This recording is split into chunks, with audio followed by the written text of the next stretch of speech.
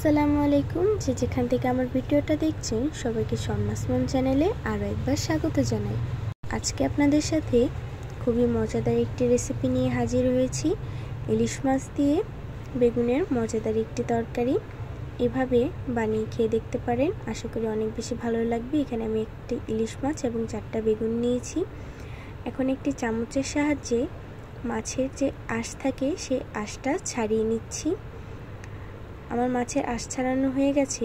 এখন পানি দিয়ে মাছটাকে ধুয়ে নিলাম। এখন রেগুলার কাট করে মাছটাকে কেটে নিব। আমি রেগুলার কাট করে মাছটাকে কেটে নিচ্ছি। মাছে কিন্তু ডিম হয়েছিল, আমি ডিমটা আলাদা করে বের করে নিই নাই, মাছের সাথে রেখেছি। এখন লেজাটা সুন্দর করে কেটে নিয়েছি। আমার মাছ কাটা হয়ে গেছে। এখন পরিষ্কার করে ধুয়ে নিব। আমার মাছ কাটা হয়ে গেছে। এখন এটা এক সাইডে রেখে দিব। দেখেন রূপোর মতন চকচকা, তাই না? এখন বেগুনটাকেও আমি কেটে নিচ্ছি। আমি এভাবে বেগুনকে ডুমো ডুমো করে কেটে নিলাম। আমার বেগুন কাটা হয়ে গেছে। এখন বেগুনগুলো আমি পরিষ্কার করে ধুয়ে নিয়েছি। এখন মাছের সাথে নুন হলুদ মিশিয়ে নিলাম। এখন সরিষার তেলে মাছগুলোকে আমি ভেজে নিব। মাছগুলো আমি সুন্দর করে উল্টিয়ে পাল্টিয়ে ভেজে নিয়েছি। আমার মাছগুলো ভাজা হয়ে গেছে। এখন আমি নামিয়ে ফেলব। দেখেন কতটা সুন্দর হয়েছে, তাই না?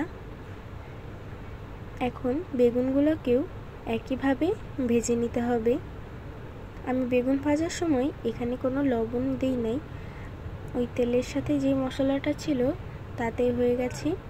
আমার বেগুনটাও ভাজা হয়ে গেছে। এখন বেগুনটাও আমি এক সাইডে নামিয়ে নিয়েছি। এখানে আমি 1 চামচ দিয়েছি পেঁয়াজ বাটা, 1 চামচ কাঁচামরিচ বাটা দিয়ে আমি মশলাটা একটু সময় কষিয়ে নিয়েছি। তাতে একটু পানি দিয়েছি যাতে মশলাটা পুড়ে না যায়। এতে দিয়েছি লবণ, হলুদ, মরিচ, ধনিয়া দিয়ে মশলাটাকে আমি একটু সময় কষিয়ে পরিমাণ মতন পানি দিয়ে পানিটা ফুটিয়ে নিয়েছি। এখন ভেজে রাখা বেগুনগুলো দিয়ে দিলাম। এখন বেগুনটা দিয়ে আমি আরও কিছুক্ষণ রান্না করে নিয়েছি।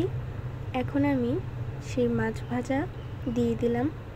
মাছটা দিয়ে আমি ভালোভাবে মিশিয়ে নিব।